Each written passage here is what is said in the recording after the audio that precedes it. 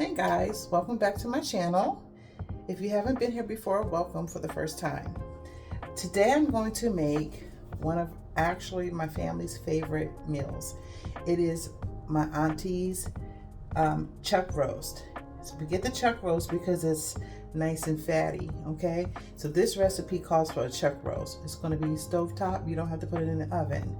But like I said, it's one of our family favorites. It's a go-to. I've been making it for 20 plus years.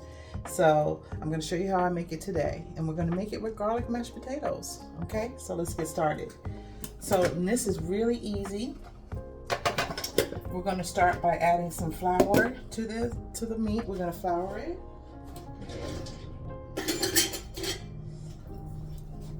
We're going to flour the meat. Nice generous amount of flour.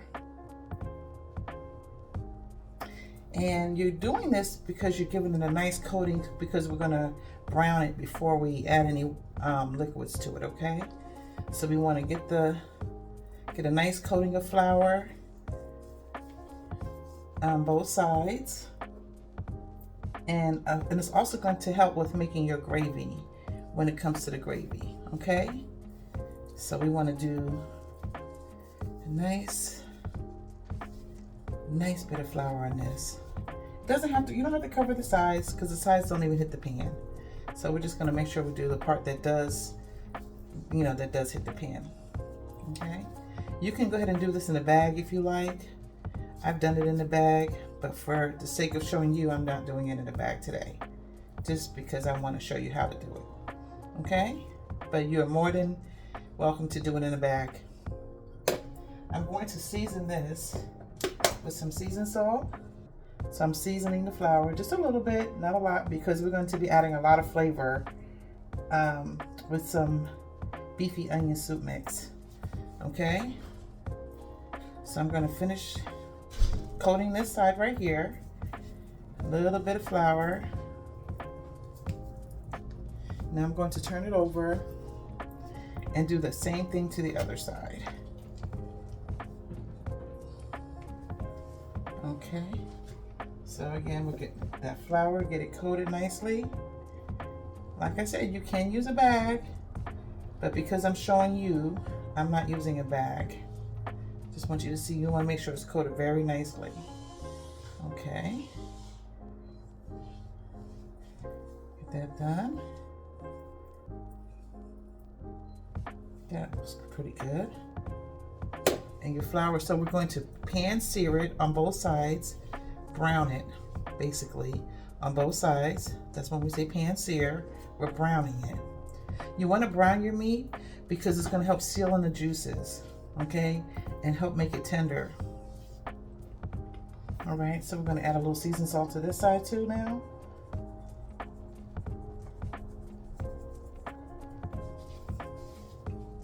Okay. And you can use that extra flour and just pat it up in here if you want to. That's no problem. Okay. So now we're ready. I'm going to wash my hands. This is ready to go ahead into the pan. We're going to use a pan that it's kind of wide and flat. I'll show you the pan we're going to use. And as long as it can fit your roast, okay? You want to give it a little room though, all right? You want your roast to have a little room in the pan. And like I said, this is going to be on the stovetop the entire time. And it's going to be a fall apart, melt in your mouth roast. Okay? So let me wash my hands and get this over to the pan. Okay, now we made it over to our stove. So I'm using this big wide pan. It's nice and wide. Not too deep, but it's deep enough for this roast. Actually, when I first put the top on it, the roast might kind of be it might be a little high, but that'll be okay. So we're gonna get our oven on. We're gonna turn it, I'm an electric stove. I'm gonna turn it on a 7 because I wanna get a nice seared pan. I wanna make sure that my meat sears real nicely, okay? So, and then we're going to, today I'm using canola oil. You can use vegetable oil or olive oil, whichever one you prefer. I haven't really found a difference in the oils as far as how it affects the flavor or the outcome of the roast. So the canola oil is just fine, okay? So we're gonna go ahead and get the oil in here, and we're gonna put enough in here just to really coat the bottom of the pan, because we don't want to make it too much, because remember, it stays in your roast. So this, we're searing it on both sides, and that's going to absorb a lot of the oil, and there shouldn't be a whole lot of oil left, okay? We want to make sure we don't have too much, but not too little. So you see, move this here. Okay, so we just want to coat the bottom of the pan. So I literally have just, that's all it is, okay? And once this starts getting hot, we'll go ahead and put our roast in here and pans here. The one side nice and golden brown, and then we'll flip it over and do the other side. This roast is so delicious, really, really good. You're gonna enjoy it. Okay, now our oil is hot enough to go ahead and start browning one side, the first side, okay? Put that in there. Hear that? As long as you hear some sizzle, it's hot enough to go ahead and start browning that side. Okay, and that was just a few minutes just to get the oil hot, okay? So we're gonna let this side brown, and then we'll turn it over and get the other side done as well. I'll show you how that looks too.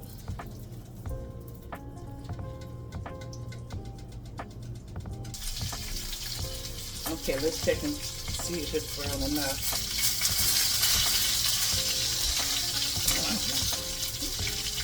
Put the lid on it.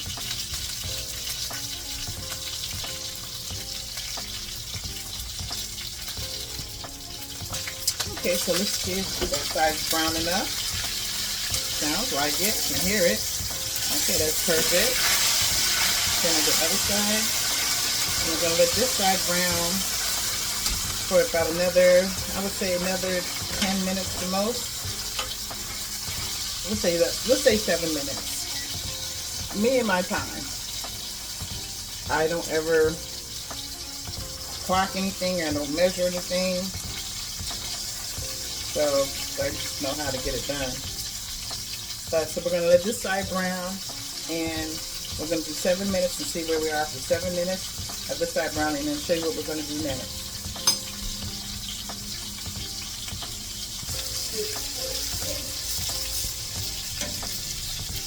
Okay, now we're going to go ahead and turn it over to 5 minutes. See, we're looking good. Perfect. Golden. 5 minutes on the second side. I would say 5 minutes on the first side too. As long as your oil's hot enough, 5 minutes on each side should be fine. Because remember, we're just sealing in our juices by pan searing it on both sides. Now we're going to add some lifted onion soup mix. Now I use the beefy onion now. I used to use the regular one, but I like the beefy onion. This is, like I said, I've been making this probably close to 30 years, honestly. Close to 30 years. And my aunt taught me this recipe. So I'm going to use, because the roast is large, I'm going to use 2 packages. On a smaller roast, you can get away with 1. But this roast is pretty large.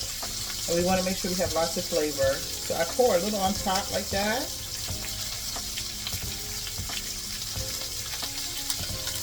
And we're going to do the second one. I'm going to use both packages of the lifted onion, the beefy onion.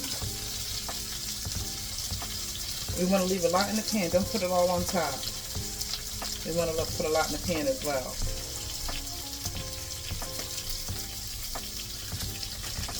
Okay. So we got that.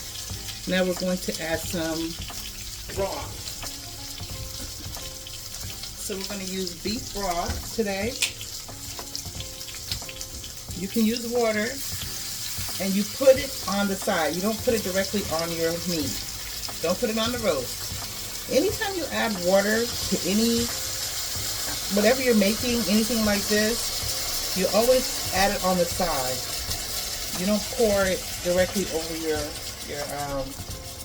the meat or the whatever it is you're cooking. So you always do it on the side. So we're going to put in 1 whole container of beef broth. Let me see how many ounces this is. We don't want to cover the meat. We want to just kind of like come up right before we cover it, okay? So it's a little more than halfway. And this is 32 ounces. It's a 32 ounce container of beef broth. And I'll move it around a little bit just to, because these are the seasonings that it's literally going to sit and cook for 4 hours. But it is going to make the tastiest, juiciest, and it's so simple. So all we did was get our roast. You want the beef chuck roast because it's fatty. You don't want as long as it says chuck, okay? As long as it says chuck roast. You're going to clean your roast. You're going to flour it, season it on both sides with some seasoned salt after you flour it. And then you're going to pan sear it on both sides, approximately 5 to 7 minutes each side, so it's nice and golden brown.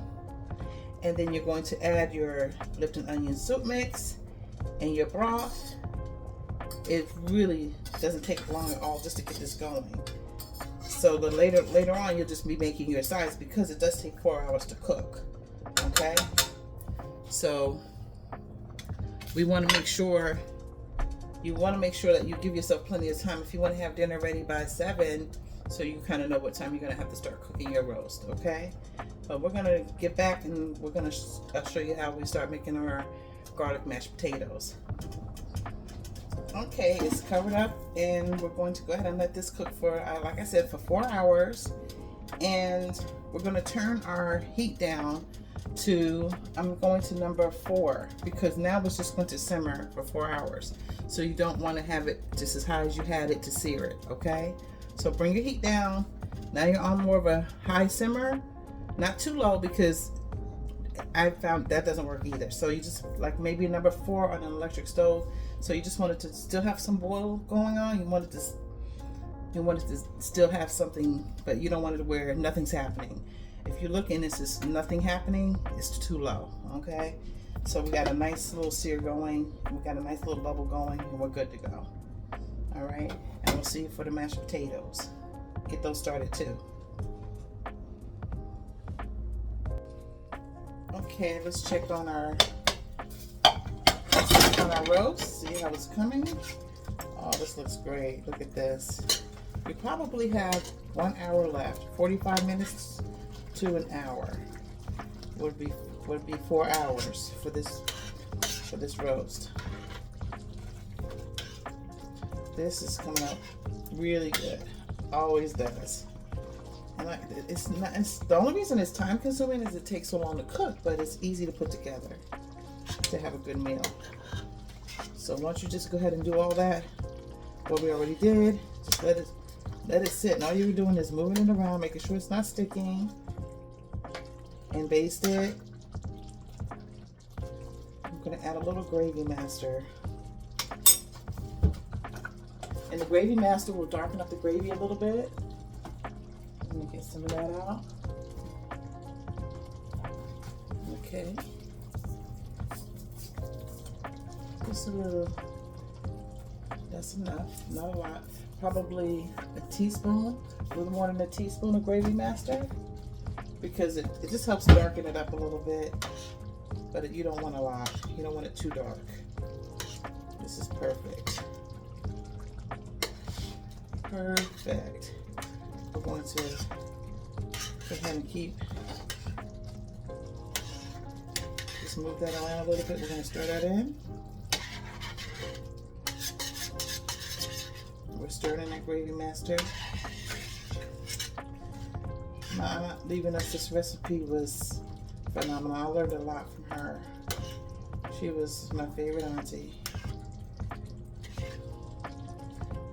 And I love, and every time I make it, I think about her.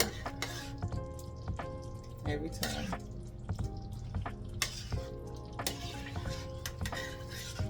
Okay. I remember we used to, I was little, she used to make this, and we would all try to get extra and put it away for later, and somebody would find your extras and take it, and you'd be like, what happened to my roast? Everybody was hiding it and eating it. So see, it's not tender. See, when it starts falling apart, that's when you know. But so that's why we got another hour. Okay, at least another hour. We're just gonna sit here and let this stay on the simmer. We still have to do the garlic mashed potatoes. Can't wait to show you those. Those are gonna be delicious as well. Okay, so we're gonna let that go on. Let's see where we are when we're done. I'll show you when we're done with that. Okay, now we're gonna work on our potatoes. This is easy as well. Anybody who's been cooking, this is very easy. We're gonna peel. I'm gonna do about 7 small potatoes, 8 small potatoes here, and we're gonna dice them into big pieces. I'm probably just gonna cut them in half because I want them to cook evenly, be done at the same time. And I'm gonna slow cook them in chicken broth. Just slow cook. So by the time the roast is ready, they should be ready to go ahead and do what I'm going to do with these. And these are going to be garlic mashed potatoes.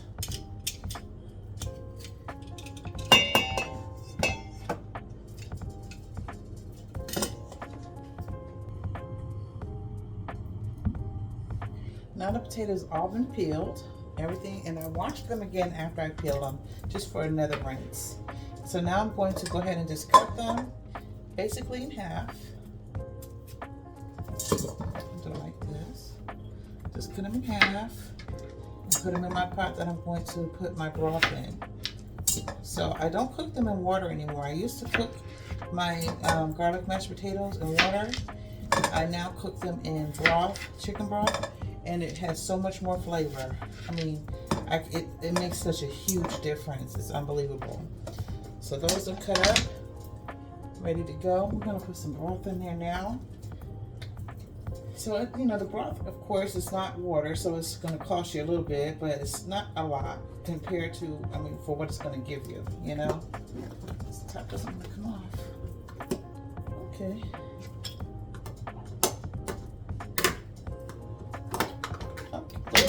There we go. That didn't want to come off. Okay. Let's get this. That broth on there. Yeah, I made it like this one time, and I said, well, let me just see what happens with the broth. Oh my goodness. I was like, was that the broth? But yes, it was a big difference because I cook it down in the broth, and I cook it down to where it's almost gone, so the potatoes soak up the broth, you know? So as you cook it, just let it simmer down, down, down. By the time this broth is to where you need to add water, they're done. So you can go ahead and we'll add our heavy whipping cream and our garlic powder, everything we're gonna add. And we'll talk about that when we get to that point, okay? So we're just gonna cover our potatoes. I'll put a little bit more. And I'm just gonna put it on a nice simmer. Just cover the potatoes, put it on a nice simmer. When it gets to the point where you feel like you need to add water, you're done. Take it off, and we're gonna start whipping everything up. Okay, so let's get that going. Okay, the roast is done. If you want, you can thicken up the gravy. You can just take some flour and cold water and blend that up real nicely and stir it in. I like it like this. I'm fine with it. But see how this whole thing has fallen apart. It is no longer one piece. And it's literally just taken off the top, baste it now and then, and that's it. So just keep an eye on it, that's all. And just baste it and make sure you're not losing your water. In this particular pot, I never really lose water, but if you have a thinner pot, it will lose water. So make sure well, of course I used the broth, but you want to make sure to keep an eye on it because you don't want to lose your water. So if you're using water instead of broth or broth, whatever you're using, keep an eye on it. Like I said, this particular pan, I never have to add water or broth. But I've used pans before where I did have to add more because it was a thinner pan, a thinner pot, okay? So keep that in mind.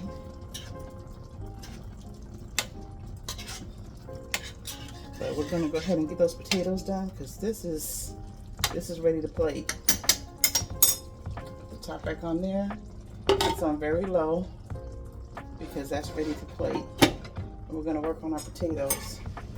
Okay, so let's go ahead and work on our mashed potatoes. All the liquid has gone down. I did pour off a little bit of liquid because it was ready. And we're going to add half and half. Let's add, we'll do little by little. Let me get my cup here.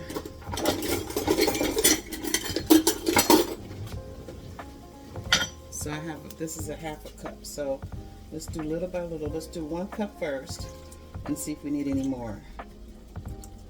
1 cup, we'll start with 1 cup and I'll start mixing it a little bit. The heat is on real low. 1 cup is enough for that small amount of potatoes that I use. That looks like it's going to be perfect. Okay. Now we're going to go ahead and season it up. They're garlic mashed potatoes, so we have to use lots of garlic. And I mean a good amount of garlic. And when you thought you might have used too much, use a little more.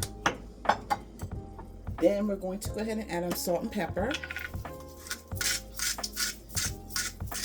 And there's a little bit of a surprise seasoning that I use in my mashed potatoes. But it brings out a flavor and it's kind of like unbelievable. So I'll show you that in a minute. I don't like to over salt. You can always add more, but you can't take it away. So be careful with the salt. We're going to do the pepper.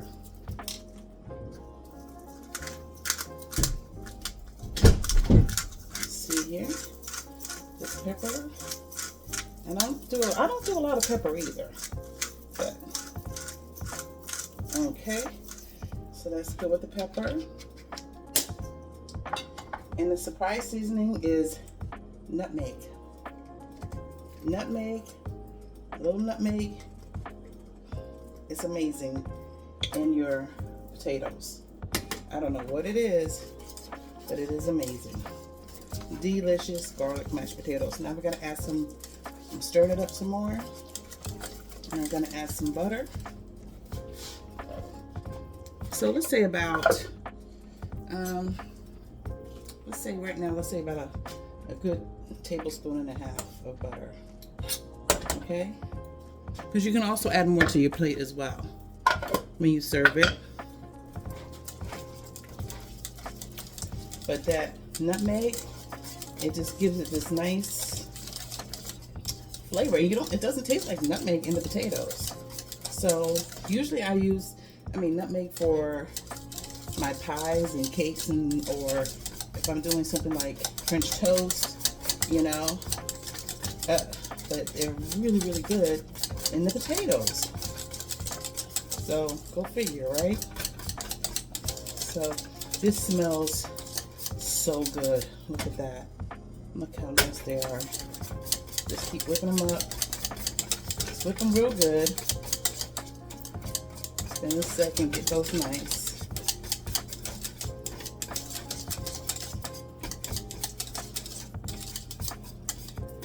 Let me see if I want a little more half and half.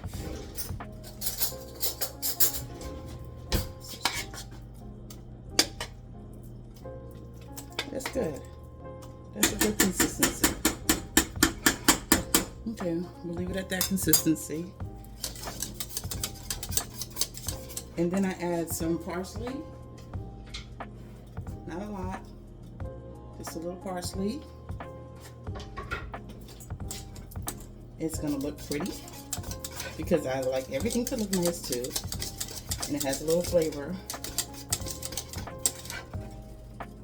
And if you don't like parsley, you don't have to add it, but I like to add parsley.